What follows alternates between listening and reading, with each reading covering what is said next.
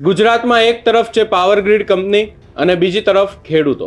હાલ આખા ગુજરાતમાં પાવર ગ્રીડ કંપની દ્વારા વીજપોલ નાખવાની કામગીરી કરાઈ રહી છે. આની સામે ખેડૂતો ભારે રોષ સાથે વિરોધ પણ કરી રહ્યા છે અને હવે ખેડૂતો દ્વારા અનેક રજૂઆતો છતાં તંત્ર દ્વારા કોઈ પણ પ્રકારની કાર્યવાહી ન કરવામાં આવતા હવે ખેડૂતો રોષે ભરાયા છે અને ગાંધીનગરમાં વિરોધ કરવાની વાત કરી છે. શું છે સમગ્ર મામલો વિગતે ચર્ચા કરીશું. નમસ્કાર, હું છું ઉજ્જવલ અને આપ જોઈ રહ્યા છો નિર્ભય ન્યૂઝ.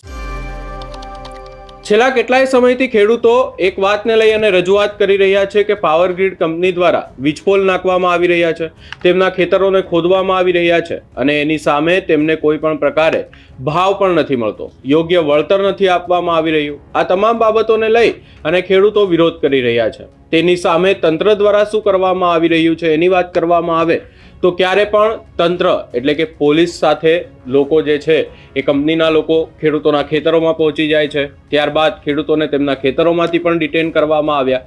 એવા પણ અનેક દ્રશ્યો સામે આવ્યા. ત્યારે હવે આ તમામ બાબતને લઈ અને ખેડૂતો દ્વારા શું કહેવામાં આવ્યું, સૌપ્રથમ એ સાંભળી લઈએ. ખેડૂત છે તો ખેડૂતને કેમ ખેતીને ભાવે વળતર આપે છે?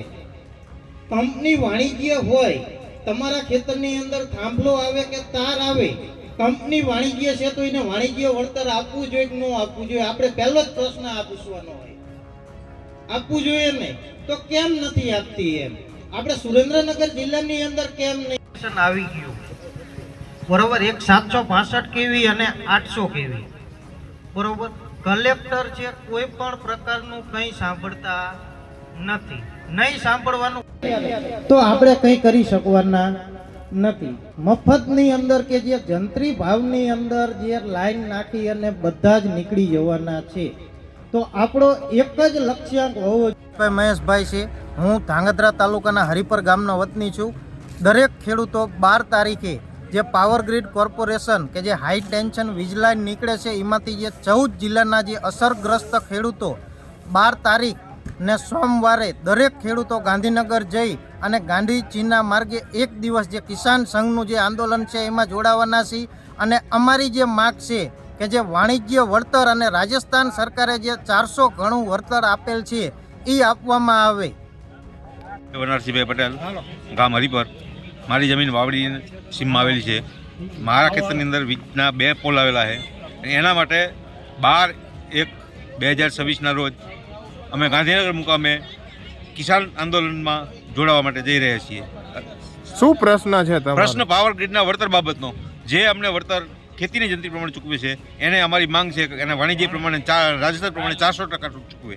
કેવી દાદાગીરી છે? દાદાગીરી તો પાવર ગ્રીડની તો વાત જ જવા દો. જે ખેડૂતોને ખબર નથી પડતી એને એની સામે આવી અને ધમકાવી અને પોલ નાખી જાય છે. કેવી ધમકાવે છે? કોર્ટમાં પણ કેસ કર્યો? કોર્ટમાં કેસ કર્યો છતાં પણ કોર્ટમાં વેંકેટ કરી આવ્યા. કોર્ટ બોટ અમે બધા કોર્ટ જ અમે એમ એવું કે છે? હા. અહીંયા સ્પષ્ટ કહેવામાં આવ્યું છે કે 12 જાન્યુઆરીએ જે સુરેન્દ્રનગરના ખેડૂતો છે એ પાવર ગ્રીડ કંપની દ્વારા જે વીજ પોલ ઊભા કરવાની કામગીરી કરવામાં આવી રહી છે એની સામે ક્યાંક ને ક્યાંક ગાંધીનગરમાં વિરોધ કરશે એવી વાત કરવામાં આવી. આના પહેલા કોર્ટમાં પણ એમના દ્વારા રજૂઆત કરવામાં આવી હતી. છતાં પણ ક્યાંક ને ક્યાંક એવું કહેવામાં આવી રહ્યું છે કે પોલીસ અને પ્રશાસનના જોરે ક્યાંક ને ક્યાંક આ કંપનીના લોકો એમના ખેતરોમાં પહોંચી જાય છે, વીજ પોલ નાખવા માંડી જાય છે. એટલે હવે આ તમામ બાબતને લઈ અને આગામી સમયમાં જોવાનું રહેશે કે ખેડૂતો દ્વારા શું કરવામાં આવે છે. સમગ્ર બાબતે આપનું શું અભિપ્રાય છે એ અમને કમેન્ટ કરી જરૂર જણાવશો. અમારી ચેનલ નિર્ભય ન્યૂઝને લાઇક, શેર, સબસ્ક્રાઇબ કરવાનું ભૂલશો નહીં.